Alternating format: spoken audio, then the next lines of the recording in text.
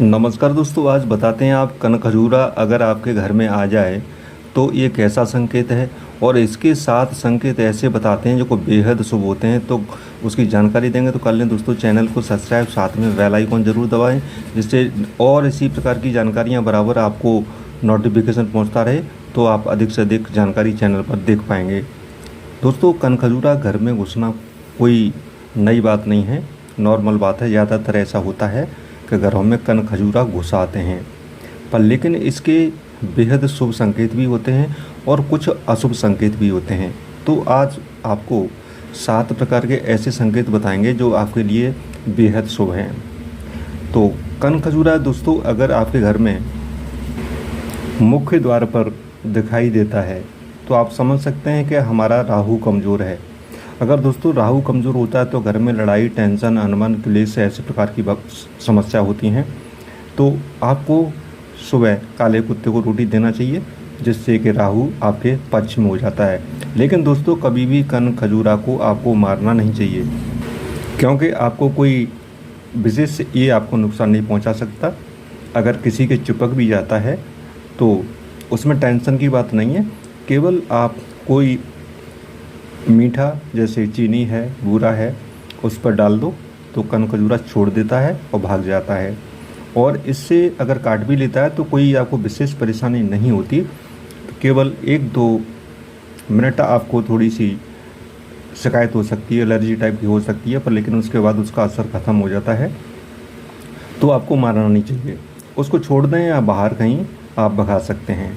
और जो दोस्तों दूसरा संकेत है वो है अगर आपके मंदिर के पास कनखजूरा दिखाई दे, जिसको कहीं कहीं दोस्तों कांतर भी बोलते हैं, मंदिर के पास दिखाई दे, मंदिर में घुसता दिखाई दे, तो आपके लिए बहुत शुभ संकेत होता है। इससे आप ये कह सकते हैं माँ लक्ष्मी की, भगवान की कृपा हमारे पास होने वाली है, क्योंकि ये भोले बाबा का संकेत होता है। और जो दोस्तों तीसरा संकेत है मरा हुआ कनखजूरा अगर आप अपने घर में देखते हैं तो आप ये कह सकते हैं हमारे पास जो भी परेशानी थी या परेशानी आने वाली थी, वो विपत्ति आने वाली थी, वो सब कुछ ख़त्म हो चुकी हैं। मरे हुए कनखजूरा देखने का मतलब ये होता है। और जो चौथा संकेत है दोस्तों आपके लिए कि अगर घर से बाहर जाता हुआ कनखजूरा आपको दिखाई दे, गेट की तरफ बाहर जाता हुआ, तो आप समझ सकते हैं कि कनखजूरा हमारे घर की जितनी भी विपत्ति थी, परेशानी थी, रोग थे, समस्याएं थी, उन सभी को अपने साथ लेकर के जा रहा है। ऐसा ये संकेत होता है।